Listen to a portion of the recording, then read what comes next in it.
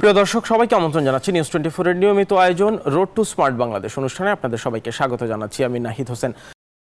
Road to smart Bangladesh অনুষ্ঠানে আমরা কথা বলি ডিজিটাল বাংলাদেশ থেকে স্মার্ট বাংলাদেশের রূপান্তরের যে যাত্রা, সেই যাত্রার নানা অনুষঙ্গ নিয়ে। এবং এই স্মার্ট বাংলাদেশ শুধুমাত্র প্রযুক্তি নির্ভরতা নয়, বরং মগজে এবং মননে, মেধায়, মননশীলতায় সব দিকে স্মার্ট হয়ে যাওয়ার বিষয়টি। ফলে আমরা বাংলাদেশের যত খাত নিয়ে আমরা গর্ব করি, কোনো খাতই আমরা আলোচনার বাইরে রাখতে চাই না। সেজন্য আমরা আজকে আলোচনা করতে চাই বাংলাদেশের মৎস্য সম্পদ নিয়ে। আমাদের আজকের অতিথি ডক্টর ইয়াহিয়া মাহমুদ, সাবেক মহাপরিচালক, বাংলাদেশ মৎস্য গবেষণা ইনস্টিটিউট। ডক্টর মাহমুদ, আপনাকে আমন্ত্রণ জানাচ্ছি রোড টু স্মার্ট বাংলাদেশে। যেটি বলছিলাম ভূমিকাতেই, যে স্মার্ট বাংলাদেশ যখন বলি কিংবা ডিজিটাল বাংলাদেশ আগে যখন বলতাম, এখন স্মার্ট বাংলাদেশের রূপান্তরের যে গল্প, সবার মাথায় শুধুমাত্র কম্পিউটার, ডিজিটাইজেশন, টেকনোলজি এই বিষয়গুলো আসে। কিন্তু স্মার্ট বাংলাদেশ তো আসলে শুধুমাত্র প্রযুক্তি কিংবা কম্পিউটার নয়। বাংলাদেশের যতগুলো গর্ব করার মতো খাত আছে সেগুলোকে এগিয়ে নিয়ে যাওয়া, আমাদের অর্থনৈতিক উত্থান, সব কিছু মিলিয়ে স্মার্ট বাংলাদেশ। ফলে আমরা এই বাংলাদেশের যে মৎস্য সম্পদ সেটিকেও আলোচনার বাইরে রাখতে চাই না। সেজন্যই আপনি আমাদের আজকের অতিথি। প্রথমেই যেটি একটু জানতে চাই, দেশি মাছ নিয়ে বাংলাদেশের একটা বড় গর্বের জায়গা ছিল। আমাদের অসংখ্য মাছের প্রজাতি ছিল। আমিও ছোটবেলায় যত প্রজাতির মাছ খেয়েছি, যেগুলো দেশীয় মাছ, সেগুলো এখন পাই না বললেই চলে। আমরা জানি সরকার, আপনিও দীর্ঘদিন মৎস্য গবেষণা ইনস্টিটিউটের মহাপরিচালক ছিলেন, প্রায় 8 বছর, প্রায় 1 দশক। অনেক রকম গবেষণা হয়েছে, কিন্তু ফলাফলটা আসলে কি? আপনার এই দীর্ঘ সময়ের অভিজ্ঞতায় আপনি কি দেখেছেন? না, ধন্যবাদ। আপনি সুন্দর একটি বিষয় উপস্থাপন করেছেন। আসলে আমরা ডিজিটাল জগৎ থেকে আমরা এখন স্মার্ট বাংলাদেশ যেতে যাচ্ছি। 2041 সালের মধ্যে আমরা চাই যে স্মার্ট বাংলাদেশে আমাদের রূপান্তরটা হবে, এবং আমাদের মৎস্য সেক্টরে কিন্তু তার বাইরে নয়। আমরাও, যেহেতু এটি এগ্রিকালচারের সাবসেক্টর একটি, আমাদের এই সেক্টর নিয়েও কিন্তু সরকারের কর্মপরিকল্পনা আছে। সরকার সেই কর্মপরিকল্পনা অনুযায়ী কিন্তু এগুচ্ছে। এইটিরই আওতায় কিন্তু আমাদের দেশীয় মাছ নিয়েও কিন্তু আমাদের কাজ আছে অনেক। আমি একটু ছোট্ট একটা পরিসংখ্যান দিই, যে আমাদের দেশে 260 প্রজাতির মিঠা পানির মাছ আছে। এর মধ্যে 143টা মাছ হচ্ছে ছোট মাছ, এবং এর মধ্যে IUCN 2015 সালে যে তথ্য দিয়েছে আমাদেরকে, যে 64টি মাছ বিলুপ্তির তালিকায় ছিল, প্রায় এন্ডেঞ্জার্ড যেটাকে বলি আমরা। বাংলাদেশ মৎস্য গবেষণা ইনস্টিটিউট এই এন্ডেঞ্জার্ড মাছ নিয়ে দীর্ঘদিন যাবৎ গবেষণা পরিচালনা করছে, এবং আমরা ইতিমধ্যে 40টি প্রজাতিকে, যেগুলি বিলুপ্তপ্রায় ছিল, সেগুলিকে পুনরুদ্ধার করতে সক্ষম হয়েছি। এটি একটি আশার বিষয় আমাদের জন্য। এই জন্যই যে আমরা জানি যে এইসব দেশীয় মাছের আবাসস্থল কিন্তু মূলত হাওর, বিল, খাল এগুলি। কিন্তু এগুলি জলবায়ুর পরিবর্তন, অতি আহরণ হওয়ার কারণে আমাদের এই দেশীয় মাছগুলির প্রজনন স্থল এবং আবাসস্থল কিন্তু সংকুচিত হয়েছে। সংকুচিত হওয়ার কারণে অভ্যন্তরীণ উন্মুক্ত জলাশয়, যেগুলিকে আমরা খাল বিল বলি, সেখানে কিন্তু সেগুলির প্রাপ্যতা কিন্তু এখন অনেকাংশেই কম। সেই দৃষ্টিকোণ থেকে বিচার করে আমরা তো সবসময় এই কথাটা বলে আসি যে মাছ, বিশেষ করে দেশীয় মাছ, আমাদের ঐতিহ্যের একটি অংশ। আমরা একটি মাছকে কিন্তু হারাতে দিতে চাই না। এখন এই মাছগুলি ধরে রাখতে যদি হয় আমাদের, তাহলে চাষাবাদের কিন্তু কোনো বিকল্প নেই। সেই লক্ষ্যে আমরা এই 40টি মাছের প্রজনন কৌশল এবং চাষাবাদ প্রযুক্তি আমরা উদ্ভাবন করেছি। উদ্ভাবন করে অধিকাংশ মাছগুলি মাঠ পর্যায়ে তার প্রযুক্তি হস্তান্তর করা হয়েছে। এবং আপনি তো এটা স্বীকার করবেন যে বাংলাদেশে যে মাছগুলি একসময় অনেক দামি মাছ হিসেবে পরিচিত ছিল, বিশেষ করে পাবদা, গুলশা, ট্যাংরা, সেগুলি কিন্তু ব্যাপকভাবে চাষ হচ্ছে এখন। শিং মাছের চাষ হচ্ছে, এবং ইন্টেন্সিভ কালচার হচ্ছে এখন শিং মাছের। আমাদের মাগুর মাছের চাষ হচ্ছে, খলিশা মাছের চাষ হচ্ছে।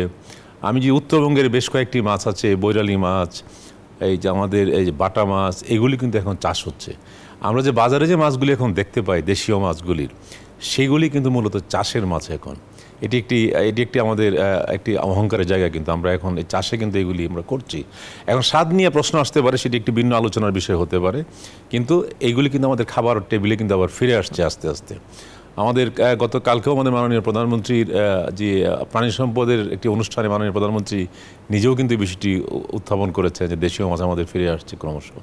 তা আমাদের এইখানে স্মার্ট বাংলাদেশের যে বিষয়টি, সেখানে আমাদের কিছুটা অ্যাপ্লিকেশান আছে। আমরা ন্যানো টেকনোলজির কথা বলি, বায়োটেকনোলজির কথা বলি, সেখানে কিন্তু আমরা এই প্রযুক্তিগুলি ব্যবহার করে তার ব্রিডিং টেকনোলজি কিন্তু আমরা ডেভেলপ করেছি। এখন আমরা তার জিন পুল সংরক্ষণ করতে চাই। আমরা একটি মাছকে হারাতে দিতে চাই না। একটু আগে যেটা বললাম, বাংলাদেশে যে অঞ্চলে যে মাছটি পাওয়া যায়, সব মাছ তো একই অঞ্চলে পাওয়া যায় না। সেই মাছগুলি সংগ্রহ করে বাংলাদেশ মৎস্য গবেষণা ইনস্টিটিউটে একটি লাইভ জিন ব্যাংক প্রতিষ্ঠা করা হয়েছে। সেই জিন ব্যাংকে আমরা এই মাছগুলি ক্রমশ সংগ্রহ করছি। এটির মূল উদ্দেশ্যই হচ্ছে প্রকৃতিতে যদি কোনো মাছ হারিয়ে যায় কোনো সময় কিংবা হারিয়ে যাওয়ার উপক্রম হয়, তখন আমি লাইভ জিন ব্যাংক থেকে সেই মাছ নিয়ে কৃত্রিম প্রজননের মাধ্যমে পোনা উৎপাদন করে চাষাবাদে আমরা নিয়ে আসতে পারবো এবং সেই মাছটি কিন্তু হারানোর আর সুযোগ থাকবে না। সেই লক্ষ্যে এই ইনস্টিটিউট কাজ করছে। আমরা বেশ কয়েকটি প্রযুক্তি ইতিমধ্যে মৎস্য অধিদপ্তরের কাছে হস্তান্তর করেছি। চাষিদেরকে, যারা হ্যাচারি মালিক, তাদেরকে প্রশিক্ষিত করেছি এবং তারা কি পরিমাণে কি ডোজ ব্যবহার করে, কি ইঞ্জেকশন দিয়ে, বিশেষ করে হরমোন ইঞ্জেকশন দিয়ে এটি করতে হয়, সেখানে আমাদের যে প্রযুক্তির ব্যবহার, সেই ব্যবস্থাপনা কৌশল নিয়ে তাদেরকে প্রশিক্ষিত করেছি। মৎস্য অধিদপ্তর এই কাজগুলি করে যাচ্ছে।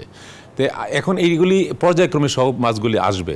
তবে একটি চ্যালেঞ্জের জায়গা কিন্তু এখানে আছে। চ্যালেঞ্জের জায়গা হচ্ছে এই যে হয়তো আপনি 10টি মাছকে পুনরুদ্ধার করলেন, আগামী 5 বছর হয়তো আরও 5টি মাছ তার বিলুপ্তির তালিকায় চলে আসবে। কারণ যেহেতু আমাদের জলবায়ু পরিবর্তনের একটি বড় প্রভাব কিন্তু আমাদের দেশে আছে, সেটি মাথায় রেখেই আমরা কিন্তু এই কাজগুলি করে যাচ্ছি, আমাদের গবেষক যারা আছেন। এবং আমরা আগে শুধু একটি কেন্দ্র থেকে, গবেষণা কেন্দ্র থেকে কিন্তু এই কাজগুলো করেছি আগে। দেখেছি যে আমরা যদি এই 60টি কিংবা 64টি মাছকে যদি ফিরিয়ে আনতে যাই, একটি কেন্দ্র থেকে যদি এটি করি, তাহলে এই সবগুলি মাছকে পুনরুদ্ধার করা অনেক লম্বা সময়ের ব্যাপার হতো, তখন তো মাছগুলি হারিয়ে যাবে। এই জন্য আমাদের যে যশোর কেন্দ্র আছে একটি, আমাদের নীলফামারীর সৈয়দপুরে একটি কেন্দ্র আছে, আর ময়মনসিংহ থেকে, আমাদের বগুড়া সান্তাহার থেকে, এই 4টি কেন্দ্র উপকেন্দ্র থেকে আমরা একই সাথে এই কাজগুলি করে যাচ্ছি দেশীয় মাছকে সুরক্ষা করার জন্য।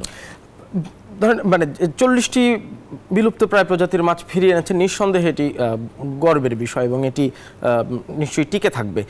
প্রশ্ন হচ্ছে, সাধারণ মানুষের মনে কিন্তু এই প্রশ্নটি জাগে, সেটি আপনিও বলেছেন যে স্বাদ নিয়ে অন্য প্রশ্ন হতে পারে। গবেষণার যে ধরন কিংবা আপনাদের মৎস্য গবেষণার যে মেথড আপনারা ব্যবহার করেন, সেখানে কি শুধুমাত্র এই প্রজাতি ফিরিয়ে আনা, টিকিয়ে রাখাটাই গবেষণার মূল উপলব্ধ বিষয়, নাকি স্বাদ নিয়েও গবেষণার কোনো অংশ আছে? কারণ অনেকেই বলতে শুনি বাজারে গেলে যে এখন যে কই মাছ, শিং মাছ, মাগুর মাছ, খরিশা, ট্যাংরা, গুলশা এগুলো পাওয়া যায়, সেগুলো স্বাদ আর আগের মতো নেই। ফলে গবেষণায় কি স্বাদের বিষয়টি অন্তর্ভুক্ত? অবশ্যই সেটা অন্তর্ভুক্ত আছে এবং সেই বিষয়টা আমাদের নজরে আমাদের আছে। এখানে বিষয়টা হচ্ছে যে একটি মাছ যখন তার প্রকৃতিতে যখন বড় হয়, যে খাবার খেয়ে সে বড় হয়, প্লাঙ্কটন জাতীয় খাবার, সেটি কিন্তু তার সে খামার ব্যবস্থাপনায় কিন্তু সেই খাবারটা ওইভাবে থাকে না। আমরা আর্টিফিশিয়াল খাবার দিচ্ছি, খাবার দিয়ে তাকে, বিশেষ করে চাষিদের এখন যে প্র্যাকটিসটা করেন যে উনি বছরে মিনিমাম 2টি ক্রপ তিনি করতে চান, 3টি ক্রপও মানুষ করেন, তখন তাকে দ্রুত বড় করার জন্য আমাদের যে আর্টিফিশিয়াল খাবার সেগুলি ব্যবহার করে, সেই খাবারের স্বাদ তো আমাদের প্রাকৃতিক খাবারের স্বাদের সঙ্গে কিন্তু এক হবে না। আমরা যে প্রেসক্রিপশনটা বলি সবসময় চাষিদেরকে, তুমি মাছ যখন হারভেস্ট করা সময় হয় তখন খাবার দেওয়া 1-2 দিন বন্ধ করে দিতে হবে এবং তাকে ফ্লাশ করে তাকে বাজারজাত করতে হবে। তাহলে এই যে মাছের যে অনেক সময় বলে মাছের দুর্গন্ধ হয়, কেউ মাছের সেই স্বাদটা পাওয়া যায় না, এটা অনেকাংশে কিন্তু কমে যাবে। তা আমরা আপনার মাধ্যমে আজকে যারা যে সকল ভাইয়েরা দেখছেন, আমাদের খামারি ভাইয়েরা, তাদের কাছে আবারও অনুরোধ থাকবে এই ব্যবস্থাপনাটুকু তারা যেন করে। খাদ্য ব্যবস্থাপনা যদি সঠিক হয় তাহলে মাছের স্বাদ কিন্তু অনেকাংশে অক্ষুণ্ণ থাকবে। আপনি খাদ্য ব্যবস্থাপনার প্রসঙ্গ যখন তুললেন তখন প্রশ্নটি করি যে যারা খামারি আছেন, মৎস্য চাষী আছেন, তাদের মধ্যে এই প্রশিক্ষণ কতটা ছড়িয়ে দেওয়া সম্ভব হয়েছে আপনাদের সরকারি ব্যবস্থাপনায়? বেসরকারি খুব বেশি কাজ বোধ হয় এই খাতে নেই। সেক্ষেত্রে মৎস্য চাষী কিংবা খামারিদের কতটা প্রশিক্ষিত করতে পারলাম আমরা এত বছরে, এবং এই জায়গাটাতে আরও নজর দেওয়ার প্রয়োজন আছে কিনা? না, আপনি ঠিকই বলেছেন। আসলে বাংলাদেশে এখন খামারির সংখ্যা কিন্তু ক্রমশ বাড়ছে এবং মৎস্য অধিদপ্তর কিন্তু এই কাজগুলি রেগুলার করে আসছে। তাদের উপজেলা লেভেলে তাদের অফিস আছে, তারা কিন্তু এই কাজগুলি রেগুলার করে থাকে। মৎস্য অধিদপ্তরের একটি উন্নয়ন প্রকল্প আছে দেশীয় মাছের উপরে, তারা সেই প্রকল্পের আওতা কিন্তু প্রশিক্ষিত করছে চাষিদেরকে। আর আমরা মৎস্য গবেষণা ইনস্টিটিউটের পক্ষ থেকেও আমরা কিন্তু এই প্রযুক্তিভিত্তিক প্রশিক্ষণ দিয়ে থাকি। সেটি যদি কোনো কারো চাহিদা থাকে কিংবা কেউ যদি কোনো গ্রুপ কিংবা কোনো সোসাইটি করতে চায়, আমরা তাদেরকে নিয়মিত প্রশিক্ষণ দিয়ে থাকি। এটি আমাদের যে কেন্দ্র উপকেন্দ্রগুলি বিভিন্ন জায়গায় আছে আমাদের দেশের বিভিন্ন অঞ্চলে, আমরা তাদের মাধ্যমেও কিন্তু প্রশিক্ষণ দিয়ে থাকি। কিন্তু এটি কি মানে যত মানুষ আসলে কাজ করেন এই খাতে, কতটা ছড়িয়ে দেওয়া সম্ভব হয়েছে কিংবা আরও বেশি ছড়ানো উচিত কিনা? কারণ আমরা গণমাধ্যমে অনেক সফলতার গল্প শুনি যে খুব কম সময়ে খামার করে লাখ লাখ টাকা আর্ন করছেন, কিন্তু অনেক ব্যর্থতার গল্প শুনেছি, অনেককে এই খামার করতে গিয়ে নিঃস্ব হয়ে যাওয়ার গল্প আপনি সামাজিক যোগাযোগ মাধ্যমে পাবেন, গণমাধ্যমে পাবেন। তার মানে হচ্ছে প্রশিক্ষণ কি আসলে সমান্তরালভাবে ছড়িয়ে দেওয়া গেছে? না, এটি তো আসলে প্রশিক্ষণের তো কোনো বিকল্প নেই। কোনো খামার কিংবা যদি কোনো সাকসেস স্টোরি যদি আমি পেতে চাই, তবে আসলে এর বিভিন্ন বিষয় থাকে। তো শুধু খালি দেশীয় মাছ তো না, বিভিন্ন বিষয় নিয়ে প্রশিক্ষণের ব্যবস্থা করা হয়ে থাকে। তবে আপনি যে বিষয়টা বলেছেন এটি যদি ব্যাপকভাবে করা যায় এটি কিন্তু আরও ফলপ্রসূ হবে। তো মৎস্য অধিদপ্তর কিন্তু এই কাজগুলি করছে নিয়মিত, তাদের কেন্দ্র তাদের যে রিজিওনাল যে অফিসগুলি আছে কিংবা উপজেলা পর্যায়ে যে অফিসগুলি আছে তারা কিন্তু এইগুলি করে থাকে। আর খামারি পর্যায়ে একবার মাঠ লেভেলে গিয়েও কিন্তু তাদেরকে প্রশিক্ষিত করা হয়ে থাকে, এটিরও কিন্তু সুযোগ আছে। আমরা আরও দু একটি বিষয় একটু আলোচনা করবো, তার আগে একটা বিরতি নিতে হবে। প্রিয় দর্শক, রোড টু স্মার্ট বাংলাদেশ অনুষ্ঠানে একটা বিরতি নিচ্ছি, ফিরছি খানিকক্ষণ পরে, সঙ্গেই থাকবেন। প্রিয় দর্শক, বিরতির পর আবারও আমন্ত্রণ জানাচ্ছি রোড টু স্মার্ট বাংলাদেশ অনুষ্ঠানে। আজ আমরা কথা বলছি মৎস্য গবেষণা ইনস্টিটিউটের সাবেক মহাপরিচালক ডক্টর ইয়াহিয়া মাহমুদের সাথে। ডক্টর মাহমুদ, যে বিষয়টি থেমেছিলাম বিরতির আগে, একটি বিষয় একটু আপনার নজরে আনতে চাই, আপনার অভিজ্ঞতাও নিশ্চয়ই আছে। দেশীয় মাছ নিয়ে তো অনেক কাজ হচ্ছে বটে, কিন্তু অনেক ফরেন স্পেসিমেন যেগুলো আমাদের লোকাল জলাশয়ে পাওয়া যাচ্ছে ইদানিং, ধরেন সাকার মাছ, এই অ্যাকুরিয়াম ফিশ হিসেবে মূলত বাংলাদেশে এসেছিল, কিন্তু এটির এত অতি প্রজনন হয়েছে, আপনি বুড়িগঙ্গায় এখন জেলেদের সাথে কথা বললে দেখা যায় একটি জাল ফেললে কয়েক কেজি সাকার মাছ উঠছে, এবং এই মাছ বিক্রয়যোগ্যও নয়। ফলে এই মাছগুলো অন্যান্য মাছের জন্য ক্ষতির কারণ হয়ে দাঁড়াচ্ছে। গাজীপুরে কিছুদিন আগে এলিগেটর মাছ পর্যন্ত পাওয়া গেছে। এই জায়গায় কি আসলে একটু নজর দেওয়ার খুব দ্রুত সময় হয়েছে? কারণ এটি যদি অনেক বেশি বিস্তার করে, ফলে বাংলাদেশের আপনাদের যে এই পরিশ্রম, সেই পরিশ্রম একটি চ্যালেঞ্জের মুখে পড়বে কিনা? Thank you very much. আমার মনে হয় এই বিষয়টি আমাদের নজরে কিন্তু আছে। বিশেষ করে আমি যতটুকু মনে পড়ে আমার, এই বিষয়গুলি যখন আমাদের গণমাধ্যমে আসা শুরু হলো, তখন মৎস্য প্রাণী সম্পদ মন্ত্রণালয়ের নেতৃত্বে সচিব মহোদয়ের সভাপতিত্বে কয়েকটি মিটিং হয়েছে, কিন্তু আমরাও সেই মিটিংয়ে ছিলাম এবং আমি ব্যক্তিগতভাবে এই বিষয়গুলি নিয়ে আমি একটি প্রতিবেদন দিয়েছি মন্ত্রণালয়ে, এবং আমরা কিন্তু এই বিষয় সম্পর্কে জানি এবং এটার সুরাহা কী এবং কীভাবে এটাকে ইরাডিকেট করা যায়, নির্মূল করা যায়, এইরকম বেশ কয়েকটি সুপারিশ কিন্তু আমাদের মন্ত্রণালয়ে জমা দেওয়া আছে। এবং সেই ব্যবস্থাপনার আওতায় মৎস্য অধিদপ্তর কিন্তু একটি প্রজ্ঞাপন জারি করেছে একটি মাঠ পর্যায়ে, যে এটি ব্যবস্থাপনার ক্ষেত্রে কিংবা এগুলি নির্মূল করার ক্ষেত্রে কী করা উচিত। তবে এই বিষয়টি একটু অ্যালার্মিং এই জন্যই যে বিশেষ করে করোনাকালীন সময়ে যখন আমাদের বাজার ব্যবস্থাপনায় কিছুটা ব্যাঘাত ঘটেছে, তখন যারা অ্যাকুরিয়াম ফিশের যারা বিজনেস করেন, এটি শোনা যায় তাদের কাছ থেকেই মূলত তারা এটি ড্রেন আউট করতে গিয়ে আস্তে আস্তে বুড়িগঙ্গা নদীতে গিয়েছে এবং ক্রমান্বয়ে কিন্তু সারা দেশে ছড়াচ্ছে। তা আমরা বেশ কিছু ব্যবস্থাপনার কথা বলেছি। আমি একটু মোটা দাগে এখানে বলি, যেহেতু সময় কম। এটি আমাদের যেহেতু নদ নদী যেহেতু বিষয়টি যদি খামারে থাকতো তাহলে তো একসাথে সব মাছ ধরে ফেলা যেত। আমি অনুরোধ করব, যখন এই মাছগুলি কারো জালে ধরা পড়ে, এগুলি কিন্তু যতটুকু পারা যায় এগুলি ধরে ফেলতে হবে খামার থেকে।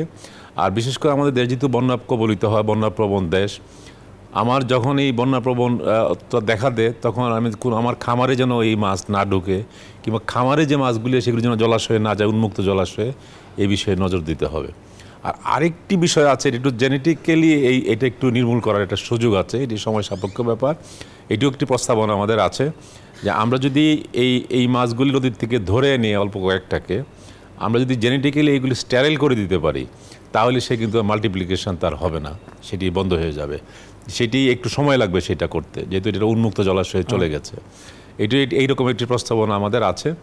আর আরেকটি বিষয়, মানে আমরাও একটা চিন্তা করেছিলাম যে বাংলাদেশে ইঁদুর নিধন করতে গিয়ে যে আমরা প্রক্রিয়াগুলি ব্যবহার করেছি, পদ্ধতিগুলি গ্রহণ করেছিলাম, যে একটি ইঁদুর ধরে দিলে 5 টাকা কিংবা একটি টাকার বিনিময়ে যদি করা যায়, তাহলে হয়তো অনেকে আগ্রহী হয়ে এটা কিন্তু ধরার চেষ্টা করবেন।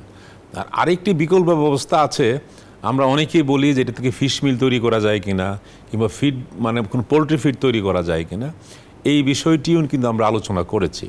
কিন্তু আমাদের গবেষণায় একটা তথ্য আমরা পেয়েছি, আমরা 4টা এরিয়া থেকে এই মাছগুলি সংগ্রহ করে তার মধ্যে হেভি মেটাল আছে কিনা সেটা টেস্ট করেছি, কোনো মানে টক্সিক কোনো কেমিক্যালস আছে কিনা সেটা টেস্ট করেছি। আমরা 3টি জায়গাতেই কিন্তু আমরা সেই হেভি মেটাল কিন্তু পেয়েছি, যেটা স্বাস্থ্যের জন্য ক্ষতিকর।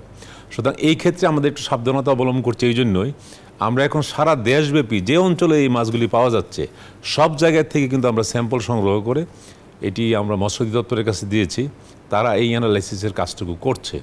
কারণ যদি এর মধ্যে হেভি মেটাল থেকেই থাকে, প্রকৃতপক্ষে কোনো রিজিওনাল ভেরিয়েশন যদি না হয়, যে সারা দেশেই হয়তো এই হেভি মেটাল পাওয়া যাচ্ছে, তখন কিন্তু এই ফিড হিসেবে এটার ব্যবহার করা যাবে না। তাহলে ফুড চেইনের মাধ্যমে আবার হিউম্যান বডিতে এটা অ্যাকুমুলেট করবে। সেইটা আমরা এখন কাজ করছে মৎস্য অধিদপ্তর, আমাদের ইনস্টিটিউট থেকেও করা হচ্ছে। এটি একটি পূর্ণাঙ্গ তথ্য পাওয়া গেলে তখন হয়তো যদি মনে হয় যে না এটাকে ফিড মিল কিংবা পোল্ট্রি ফিড হিসেবে ব্যবহার করা যাবে, তাহলে এটা একটা ইউজ কিন্তু বাংলাদেশে হবে। তার মানে এটা নির্মূল সম্ভব, মানে এটি যে চ্যালেঞ্জের মুখে ফেলছে মৎস্য সম্পদকে বাংলাদেশের, সেই চ্যালেঞ্জ থেকে উত্তরণ সম্ভব। আমরা নিশ্চয়ই প্রত্যাশা করব আপনাদের সেই লক্ষ্য পূরণ হবে এবং বাংলাদেশের যে গর্ব সেটিও টিকে থাকবে। ডক্টর ইয়াহিয়া মাহমুদ, আপনাকে অনেক ধন্যবাদ আমাদের আজকের অনুষ্ঠানে যুক্ত হওয়ার জন্য। প্রিয় দর্শক, রোড টু স্মার্ট বাংলাদেশে আজ কথা বলছিলাম বাংলাদেশ মৎস্য গবেষণা ইনস্টিটিউটের সাবেক মহাপরিচালক ডক্টর ইয়াহিয়া মাহমুদের সাথে। অন্য পর্বে অন্য অতিথির সাথে দেখা হবে আবারও। ধন্যবাদ সবাইকে সাথে থাকার জন্য।